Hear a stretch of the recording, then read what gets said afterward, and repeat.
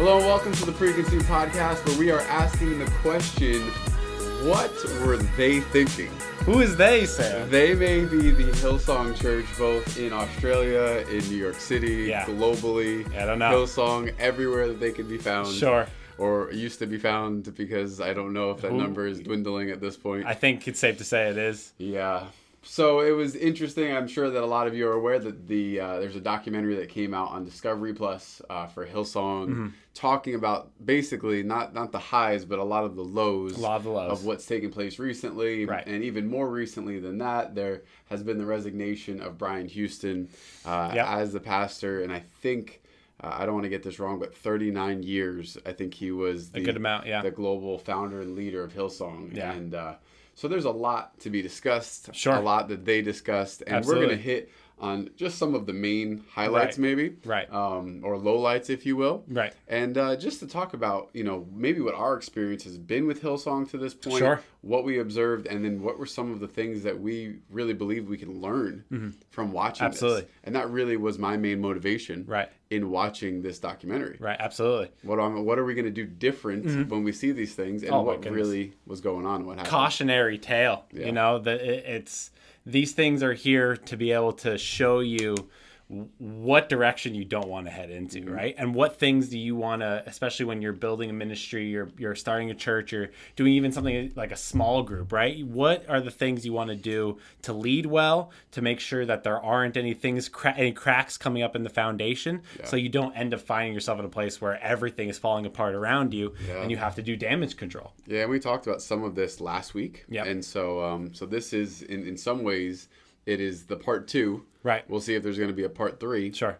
But for me, when I think back to Hillsong, I didn't know anything of Hillsong. I'm sure that I had heard of Darlene Check and Shout to the Lord. Sure. When I was a kid, probably driving around in grandma's car. Yeah. Back when it was cassettes that were the worship we were listening to. Yes. So I'm pretty sure that was my first exposure. But actually knowing who Hillsong was, it wasn't until we were in youth group and we were playing songs by Hillsong United. Yes. And that was the turning point, I think, in so much of church worship. I remember our church, that was like the shifting point, and all of a sudden worship music was different, and it felt more alive, and it felt more contemporary. It felt like more approachable and more engaging. You know, I felt like that was a huge shifting point, right? Which, I mean, they hit that in the documentary over and over again, sometimes over the head with a hammer. Yes, it's true. And we'll get to that in a moment as well. And I think you're right. It was really notable. They had DVDs that went along with the CDs, so you could see the worship that they were doing. They had documentaries of the like band going around, and they made everything really interesting and really artistically creative. Yeah, and they were fun. I mean, Joel and JD and Marty and all those guys, like, it's crazy. I still remember, and some of them are still, in Hillsong to this day. Right. Some are not. Yeah, some are not. Some are deconstructing. Yes, some are, have deconstructed and have left the building. Yep. So it's just crazy to look at how everything has progressed and thinking that is at least 20 years ago now. Right. But so that's how we knew Hillsong. And then it was actually after the fact that I learned of Brian Houston. And then we heard that Hillsong was starting a church in New York City. Goodness gracious. And I remember the excitement that was there because of that. I remember going down a few staying times. in line for an hour plus. At Irving Plaza. When they mentioned Irving Plaza in the documentary, I was like, I've been there. Yeah. I know exactly what that experience is like. I stood in that line that wrapped around the building. Yep, I stood on the balcony. I was actually on the floor the one time. It was a really interesting experience. Yeah. It really was. It was not like normal church at all. Like there was like overflow in the top, and you were standing, and it was engaging, and it was fun. There was like a cool atmosphere. It was very New York City. And it was a club, or at least a venue. Yeah. They had the beer taps in the back. Yeah, they would convert for service every Sunday. And that was probably where this documentary really started off in talking about some of the culture within the volunteer staff, the people who were serving, the people who were making these things happen. Right. And, there's something to that because, growing up in church, I remember for so often, if anybody's ever been a part of a church plant or a church that didn't have an official building, I literally still have scars, like not emotional ones, but like physical scars from like the setup and the tear down and putting everything together for Sunday, rolling out carpets, putting chairs, sound systems, all of that. And there was a lot that went into that, and people who were complaining based off the way they were treated. Your reward in heaven is large because of those times. Because of those serving times. Yeah, I probably thought so at the time, and now I'm like, all right, it wasn't that big of a deal. But Right. I mean, some of the people who were talking in this documentary, Yes. they were pretty upset about a lot of that. Oh, especially when it comes to feeling overworked and feeling like you're spending so much time and you're either not getting the recognition you think you deserve, or you feel like someone's taking advantage of you. Which is, I mean, everything in this documentary. Full disclosure. You go into this documentary knowing that they are trying to tear down everything that Hillsong is and was, right? Yes. So that's a full disclosure there. You go in and understand there's a slant, and the slant is not gracious. No, it's not charitable, and it even what does the title, a megachurch exposed? You're like, you know what you're going to get into. There's a lens that they're looking through. So when I was watching it, total like grains of salt, like a lot of grains of salt going on there. Like I was not going to take everyone's word just for what it was. Can we just talk for 1 second about what you're talking about? Yes. The guy that kept coming up, right? His title underneath his name was former LA volunteer, right, of Hillsong LA, right? Yeah. That was his credibility. Yes. Now I'm not saying, listen, I don't know the man. He Sure. may have had deep understanding of the inner workings of Hillsong. But when your title just says former Hillsong LA volunteer, that's all it is. And they keep going back to this guy for you were context, in staff, you were in a pastor. I'm like, I don't know that we necessarily... Now, it's not to say that what he said was wrong. It could have been true. Could have been true. But there wasn't anything to say like, this is who this guy is, Right. and this is why we should be taking him seriously. Here's also a bias I have, and it may be correct, it may not be correct. Whenever I see someone that looks like they're deconstructing and they're talking about what went on in Hillsong, I'm like, I don't know if I trust you. Yeah. I don't know if I trust you. I don't know if your character is what's going on there. But that's the thing, you don't know. Yeah. Right? You really have to go off people's either reputation or what they say or what's happening. So that's why Holy Spirit discernment. Holy Spirit discernment. That's why when you watch these things, not to jump on the bandwagon of they're so evil, or they're being smeared. It's to be like, hey, like we have to understand this is an event that happened, and there's definitely multiple sides. Yeah. So you have to balance. You have to be someone that's good at making distinctions and balancing, and not allowing your emotions to get carried off in one direction or the other. It would be so easy to. Because you said, the lens that they look through is just, let's talk about this bad thing after this bad thing after this bad thing. Yes. And unfortunately, there were bad things. There were bad things. Unfortunately, when you look at some of the major things, and we'll get into it, that went on in Hillsong Church from the very beginning and through the foundation of it to then what took place at Hillsong New York City, which was very, very clear and very... it was exposed with Carl Lentz and the affair that he had. Goodness and the fact that they actually had video clips of him speaking to that the part, girlfriend. Bro, I was like, I was watching it with Dad, and I was like, that's just like, that's really poignant and just like specific, and you can't get away from it. No, you can't. And there was no denying what was going on. And not just, it's an obvious statement to say lines were crossed. Yeah. But in those like personal moments of sending messages to the girlfriend to say like, I miss you and I'm going to come by and all these other things. It was like you have fully crossed over into a different threshold where you fully accepted this as another relationship that you are in pursuit of. Yeah. It wasn't a one-time slip up that you did something, you approached somebody or they approached you, and not to say that it makes it any better if it's a one-time thing, but there was definitely... There's a distinction there. Yeah, because the shift that took place inside. I mean, just the story about him seeing her in the park and being very... intentional about going over to her and approaching her and getting her number and all these different things. It was definitely like a premeditated, like going after it, like a hunter just going after the prey. Yeah. And it wasn't just like, I'm in the wrong place at the wrong time, and it was a passion, right? It definitely seemed premeditated in that sense. Yeah. And because of that, a lot of his clips from praying and preaching did not age well at all. Right? And that's because here's the thing. This is the hard part. Is because he's not wrong when he says don't have sex before marriage. Yeah. Marriages and sexuality are a combined thing. Like you should do this, you shouldn't do that. But then it just undermines the message, and you're like, and then you hear people be like he shamed me for my sexuality, and then I'm like, okay. You know what my favorite headline was? When it was going through, like everything was crashing down in the documentary. It said Hillsong homophobic. Yeah. I'm like, duh. Yeah. But duh. Yes, exactly. No. But if you have this preconceived notion that the church is all of these terrible things, and you also have your own worldview, not based out of the Bible, then yes, of Yeah. course, that documentary on that part Right. could have been written at any time. It's a shock. The What a Christian church what a does shocker. not support homosexuality.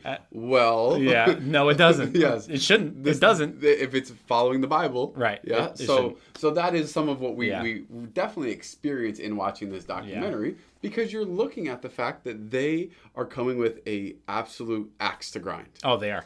And some of the things that took place, and this is not to take away from them, because there was a girl that came on that was assaulted sexually in Hillsong in Australia. And they covered it over, basically. They took some steps. Yes. We talked about this a little bit last week, where they sidelined him, but ultimately there were no actual ramifications that for was it. the problem. Yeah. And that points to probably the biggest takeaway that I have from this documentary, which is not, was it Girls, Gold, and what was the other? Girls, Gold, Glory. In Glory, yes. I was like, that's a great alliteration. Yes, it is. And I think he thought about that in advance a little bit. Yeah, But it was good. But for me, it would have been brought down to one word: culture. Culture. They had a culture that was implemented. Their desire was to grow their church to be as big as possible, to have as much reach as possible. Which I don't, honestly, when I look at that, I'm like, a pastor having a vision to grow his church. I know. That's not something that I think we should condemn. But they were hitting on it right like, off the bat. he's got vision. He's got vision. He's got like, the it was church I see is a church that reaches the world, and they're like, look, he just wanted to take over the world. But that's the thing. One of my notes, I took a ton of notes on this. One of my notes was, it sounded like most of these people were not Christians that were commenting on it, so they don't understand. Yes, you're supposed to have you're supposed to desire to reach many people, you know? It was kind of like, I used to watch a lot of anime, and there was this one basketball anime, and it was hilarious because it was, you could tell it was written by people that had never played basketball in a day in their life. They would do things that made no sense. You're like, this doesn't make any sense, and they're doing it. That's what part of the documentary felt like. It felt like people were commenting on things they had no understanding of. Or they had been burned, or the lighting technician who clearly, you know... Can I say also what my biggest takeaway, and it connects with yours, about culture? When the lighting technician guy, who was clearly homosexual, and he was like, he went there and he's like, I knew this was a place where I could find purpose and my dreams could be fulfilled, right? And it was this narrative that you could go to, like, people weren't coming necessarily for Jesus in a sense. They were coming because this one seemed like a really chill, cool spot. The worship was really good, and they could be there, and it could somehow you could find out how to fulfill your dreams, right? And that was like the epitome of what you got at Hillsong, New York City, right? But then I'm like, but that's not what church is, right? And that gets into the celebrity culture a little bit too, where you knew, okay, Justin Bieber's coming here, Selena Gomez is coming here. You know, you have all of these celebrities who are going to attend, and that brought people in. And to me, on a certain level, you shouldn't necessarily shy away from, if celebrities are coming to your church, that's awesome. Right. But if you have no substance underneath that, if you're not ultimately bringing people to find Jesus, if they're coming because it's the cool thing to do and there's an opportunity for them to advance, well, there is that initial place to come. I mean, let's face it. For the vast majority of Christianity, we come to Jesus because we don't want to go to hell. No, that's true. No, there is something in it for us that is amazing, and it's incredible. And so to come to church because even there's a pretty girl there, or because they have good music, or because I like the atmosphere, those aren't necessarily bad things until it crosses over into there is no discipleship, there is no growth, there is no accountability, that you can just come here and you're never actually going to get the true gospel of Jesus. I think that's a great point. Yeah, there's definitely a initial period when you get there, and it's you get welcomed, right? And their whole thing was welcome. You're I remember the big sign. Yep. And I welcome it. home. You belong. Come as you are. And my thought was like, yes, come as you are, but God forbid if you stay as you are. That's the whole point. For all of us. If we're coming from another church, yes, we should not be staying the way that we are. Like there should be the whole concept of discipleship, equipping. Yeah. There should be a place of conviction. There should be a place of building you up. And yes, I do agree that part of church should be to discover the God-given potential and dreams and giftings that are in your life. That's 100% there. Yeah.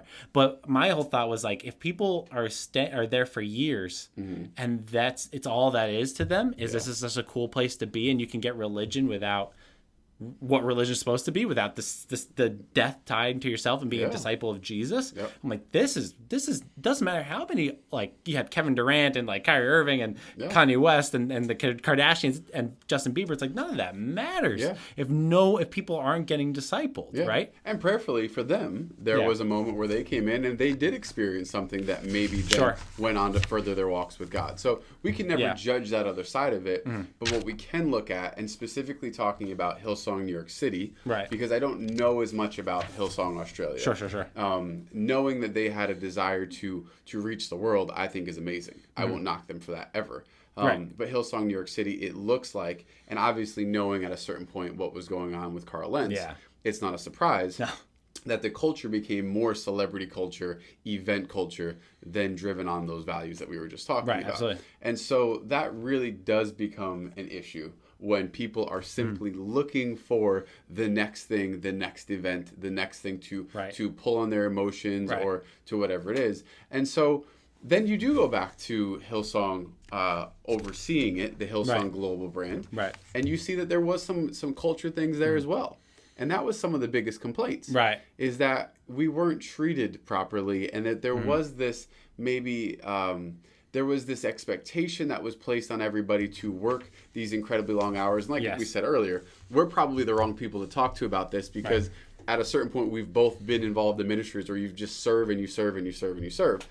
But there is a point where that becomes abuse of a certain kind. Absolutely. Right? Because no one person is supposed to go until they burn out. Absolutely. And then just leave the church and then walk away, because you can see some of these people were hurt. Yeah, absolutely. They had been involved, they had invested, and then they were hurt and they walked away. And it was like, when that happens, and it happens more than once, and it becomes a routine thing almost, then there's an issue there. And I think that's indicative of church in general, though, what I've seen, especially over here in the West, this component that there is no real connection between leadership and volunteers, to where people aren't like, who's checking in?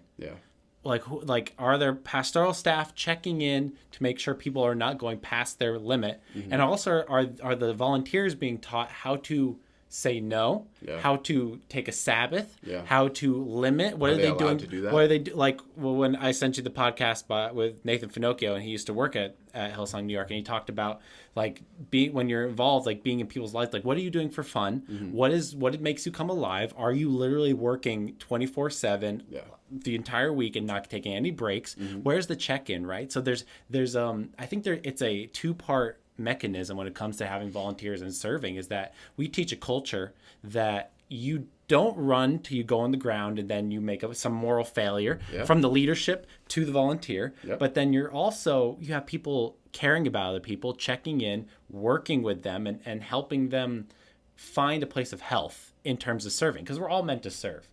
But if we're killing ourselves, it's not efficient, and it's going to cause issues.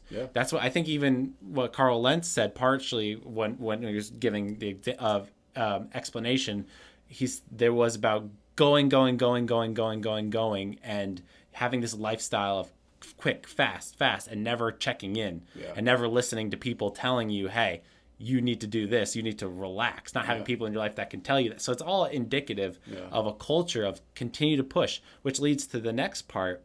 One of the biggest slants they kept saying against Hillsong was they were corporate. I think they said it like 18 times, at least in the Fear episodes. They're a business. They're a corporation. They're there to make LLCs money. They're there. Yep. They spend all sorts of money on fashion, or they have all this merch, or they have CD drops. The next episode of the Preconceived podcast, Preachers and Sneakers. Yes, that's heck yeah, man. Jeez, because that guy was on there. That was. I remember. I laughed out loud when I saw him. I'm like, this guy, man.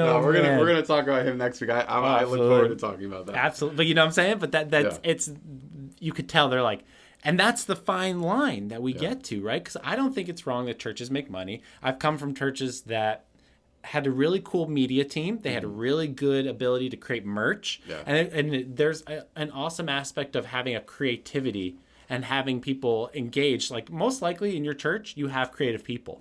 And to get them engaged, I believe creativity is a gift of the Spirit. I believe it is something that God utilizes. And to have that, it's awesome. But what is the line? Because we talked about Transformation Church a little bit with Mike Todd, and they have the merch going crazy. And there's some parts with the merch where I'm like, it's a little too much. And one, you don't need the pastor on the face of it, right? You don't need your pastor's face on your shirt. That's what the merch is. So there was some merch where he would have his face on the shirt. Get my face on some t-shirts. But like, you know what I'm saying? There's too far. If that's not wise. But I don't think. Again, it sounded like people that were not connected and they weren't Christians. They're looking at it and be like, they're all corporate. They're just a corporation. And it's like, there's the line. Maybe they are too much into the money. And then when you get involved in money and whose money are you spending, it's all this complicated spider web of things. Yeah, there is certainly a balance that needs to be there, especially when and I think that reminder always has to be there. That the church is meant to function first and foremost to spread the gospel, to reach people, to bring them to Jesus. To worship the Lord. Yes, exactly. That too. That's very important. So then you're thinking about the fact that the church is running, generally speaking, off of the giving, the tithes and the offerings of the congregants. So they're coming and they're giving their money and investing it and saying, God, I'm trusting you with this money. Well, the money that has to come into the church then has to be looked at with oversight. There has to be an understanding of where this money is going, that it's not being abused, it's not being wasted, it's not being used for personal spending and all those other things. Because I don't agree. If it's true what they said, that the money from the tithes and offerings were being placed and spent on designer shoes and clothing and that kind of stuff. ATVs, all like... There's a problem there. There's absolutely a problem there. And that is the stuff that when we look at the perspective of the world looking into the church, I can see why there's an issue there. I can see why they look at that and they're like, well, look, the church is just out for your money. And the vast majority of the time, that is not the case. But it just points to the need for churches and corporations, because when you are a certain size, you are running it like a corporation, to have that kind of, like you said, the vulnerability, the transparency to see what they're doing. And also to realize that there are going to be some things that you're going to invest money in lighting equipment. Yes. You're going to invest money in sound and your live stream and cameras and that kind of stuff. I think you should pursue excellence. Yes, absolutely. So that's where the balance comes in, is are we spending money in the right places with the right mindset? And once again, it goes back to culture. Absolutely. If the culture is, let's have the best time possible, let's look as fancy as possible. I mean, I've been to churches before where I'm like, you guys do things in excellence, and that was too much. We didn't need the smoke machine and the lasers going around when we were singing Jesus, I Love You. I do think when you get to the point where it feels more like a concert than worshiping God, I think that's a very like a point of like you should look at that. Like, because I think one of my favorite terms that someone uses says it was like a weaponized hypnosis. They talked about the worship there, because having this, and I've had complaints about this too, the use of music in order to rile up emotions to then push a message. To pull on their heartstrings. Didn't they say there's like a certain key that you could play in that was making people There's cry? a whole science. There's a whole science about that, and I do think partially that's true. I do think that there are times where music can be used to push, because the feeling is we need to have emotional catharsis in our services, right? Which isn't always true, right? There is an aspect of God that it doesn't have to do with emotions where you have to be feeling like you're falling to the ground. You feel like you're breaking your heart every second of it. I think wisdom says that there are times where you can have like absolutely approach God and it doesn't have to be an emotional experience, right? But then there is a time where, like, you could see when they said that, it was like the accusation was using their music as a way to then push what they're trying to get you to do and make you feel something to keep you coming back, right? Versus what worship actually is to connect you to God, right? It's supposed to be this connection. You're praising Him, right? So I thought that was a huge component of that. But then also I'm like, pushing good music and creating good music, I think is so valuable for churches to do. And some people would scoff at that, because I remember people always saying, well, Hillsong, that's not good music. That's the same chords over and over Oceans again. Still slaps. When Oceans came on, I was like, this song is still great. Well, it brought me back to working for UPS, driving in the truck, and I remember the road, the neighborhood where I was, and I remember just crying as I was driving. Just had my AirPods in, and I'm just listening. And just like, you know, and I don't think it was because of the melody that they used. No, there was something anointed on that song. And so to then criticize them because, and once again, we said this last week, you know, you can criticize people just because they're successful. And that is going to happen. It doesn't mean that somebody, because they're successful, is above board or above reproach, that they couldn't be to ask questions and to find out what's really going on. But ultimately, when it comes to these things, you really do have to understand who's asking the questions, why are they asking it, and then what can we learn out of this. And that culture piece is something that I really take away from this, because it does start at the top. It needs to be something that's implemented, and you really should have an intentional approach where your culture is infiltrating. And this sounds like world domination and taking over again. But the culture that you have in pursuit of Jesus, in pursuit of what his example was, should be able to work through your entire congregation. It works in a good way, and as we can see, it also works in a negative way. Oh, absolutely. And even going back to like the whole money thing, I think one of the guys said that he spent a lot of money at their conferences, and I'm like, nobody told you to do that. My exact thought. I was like, he's like, I spent, and I'm like, who told you to? I bought the T-shirt. Right. I bought the hoodie, besides the expensive conference thing, which conferences are expensive to put on, like that again sounds like someone who doesn't know what they're talking about. Conferences are very expensive to put on, and if you want to do it and you want to be there, you're going to spend the money. But no one asked you to spend money on the T-shirts or on the CDs. You didn't have to do it. And you blaming someone else on that is not indicative of them. It's indicative on you. And you should. And the whole thought is, anytime I spend money in like a church or anything like that to buy a shirt or anything, I'm like, I'm spending it to help them continue to do the business, because things are expensive, right? Things cost money. And I always like the idea of, when I hear churches having businesses that, so they're not just on the tithes and offerings, that they can also be wise in and influence society, but also help keep the lights on, right? Those things are important and necessary, and pay their staff, right? Because the whole joke is that ministry, you don't get paid anything, right? And it's not supposed to, I don't think it's supposed to be something everyone gets rich on, but I think it's something that if Paul says the man who doesn't provide for his family is worse than an unbeliever, and the man works for the church, and the church isn't helping him provide for his family. And he says that the worker is able to be paid his wages. Right. So like there is that element to it where it isn't all greed, and it isn't all, but but I think, the line? But I have to say that some things like this, and not just that there's a documentary about it, right. but people who have misused it or abused it do create that perception. And let's face it too, throughout the last 50 years, I was going to mention that televangelism and all the things where this came out of, and prosperity gospel and all these things, they really have painted the church in a bad light. Right. And so we do find ourselves in a place where, okay, people do look at the church as being money hungry and out for, you know, the money all the time. I think one of the last churches I went to, it literally seemed like they had not an altar call, an offering call in the beginning and in the end, and they spent so much time on it, and you're like, this church is struggling, because the amount of time they spend and having testimonies and all that stuff, it's like, it's like you're harping. It's either on you this went thing on the wrong Sunday because it was Giving Sunday and that's what it was, or if this is every week, okay, this is we're huge. Definitely in trouble. It's huge. And I also like shifting a little bit to like with Carl Lentz and that whole debacle, right? The cautionary tale in that too is who are you promoting and why? Because from what I could tell, he was incredibly charismatic. That was like charismatic, had a way with people, loved people. Even some of his messages, I'm like, that sounds, it's cool. No, I personally never really loved the messages. No, but it seemed like being there and him talking to you, it felt like what most of these people said anyway. It felt like this guy actually cared. It felt like you were shining. You're like the moon, and the glow of the sun was coming on you, right?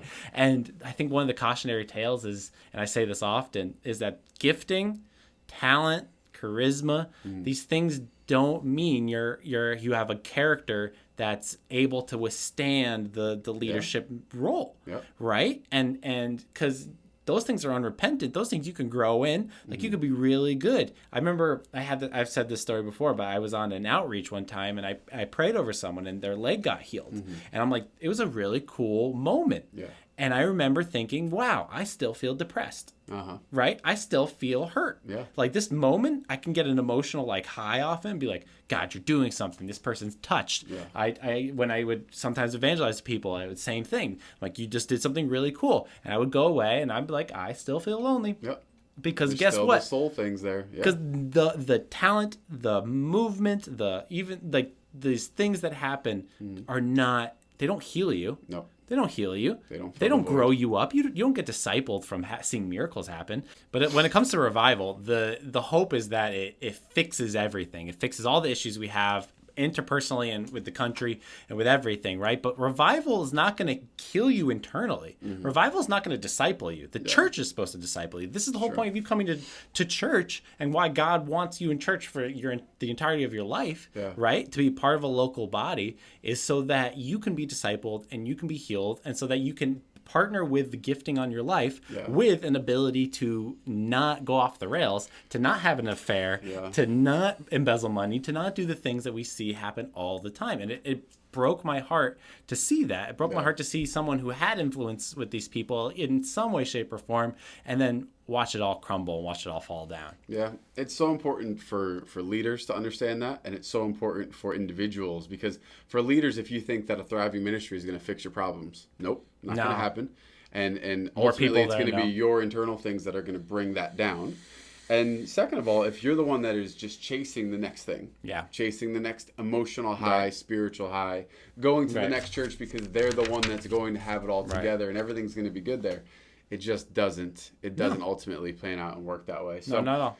So these are just some of the thoughts that we have coming out of this Hillsong documentary, but we're going to carry this on next week. We're only like in episode 1. There's so many things to continue to look at here, including the financial things and looking a little bit more into some of the things that led Carl Lentz into that cautionary position. tale, man. Yeah, it really is. So leave us a comment below. Let us know what you think. Let us know if you've seen the documentary and if you agree that there's definitely like a slant that has been put on it. But we hope you guys have an awesome week. Thank you so much for watching.